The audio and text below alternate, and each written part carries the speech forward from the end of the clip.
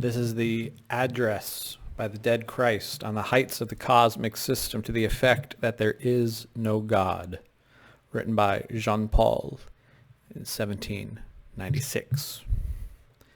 Now a sublime noble figure bearing an imperishable sorrow sank down from on high to the altar, and the dead all cried, "Christ, is there no God?" He replied, "There is none."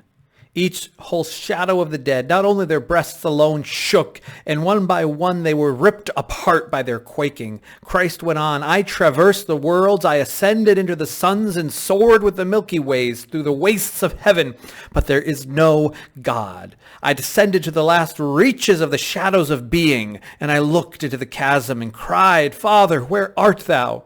But I heard only the eternal storm, ruled by none, and the shimmering rainbow of essence stood without sun to create it, trickling above the abyss. And when I raised my eyes to the boundless world for the divine eye, it stared at me from an empty, bottomless socket, and eternity lay on chaos and gnawed it and ruminated itself. Shriek on, discords, rend the shadows, for he is not. The pallid shadows dispersed just as white vapor formed by the frost will melt in a warm breath, and all became void. Then came into the temple a heart-rending sight, the dead children who had wakened in the churchyard and now cast themselves before the sublime form on the altar, saying, "Jesus, have we no father?" And he replied with streaming tears, "We are all orphans, I and you. We are without a father."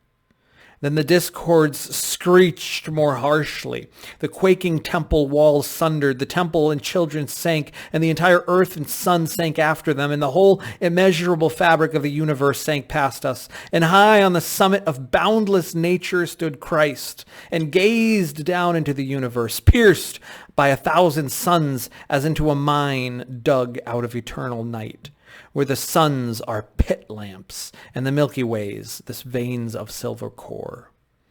And when Christ beheld the grinding convergence of worlds, the torch dance of heavenly will-o'-the-wisps, and the coal banks of beating hearts, and when he beheld how one orb after another emptied forth its ember souls on the sea of the dead, as a water globe scatters floating lights over the waves, he, the highest of finite beings, lifted his eyes sublimely toward nothing and void immensity, saying, "Mute, inanimate nothing, chill, eternal necessity, insane chance, do you know which lies beneath you, when you will destroy the edifice and me? Chance, do you know when you'll stride with hurricanes through the flurry of stars and extinguish one sun after another, and when the sparkling dew of the stars will be quenched as thou pass? How alone each one is in the vast sepulchre of the universe. Only I am next to myself. O Father, where is your infinite breast, that I may rest upon it? If each self be its own creator and father, why can it not also be its own destroying angel? Is that beside me a human being still?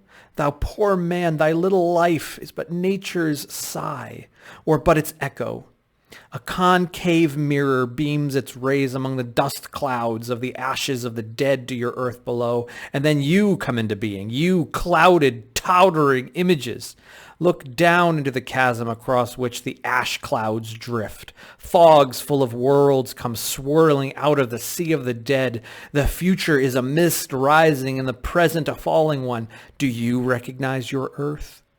Here, Christ looked down and his eyes filled with tears when he said, "Alas, I was on it once. I was happy then. I still had my infinite Father. I gladly lifted my eyes from the hills to the boundless heavens, pressed my pierced breast against his soothing image, saying even in bitter death, 'Father, divest your son of his bleeding, winding sheet, and lift him to your heart.' Alas, you delirious earth dwellers, you credit him yet. At this very instant your sun may be setting, and you fall upon your knees among blossoms, radiance, and tears, raising your blessed hands high and calling with 1,000 tears of joy toward the open heavens. You know me also, Infinite One, and all my wounds, and after my death you will receive me and heal them all. Wretched ones, they shall not be healed after death. When man of misery lays his weary frame into the earth to slumber towards a lovelier morn full of truth, virtue, and joy, he shall awaken in turbulent chaos, everlasting midnight, and no morning will come, no healing hand, no infinite Father.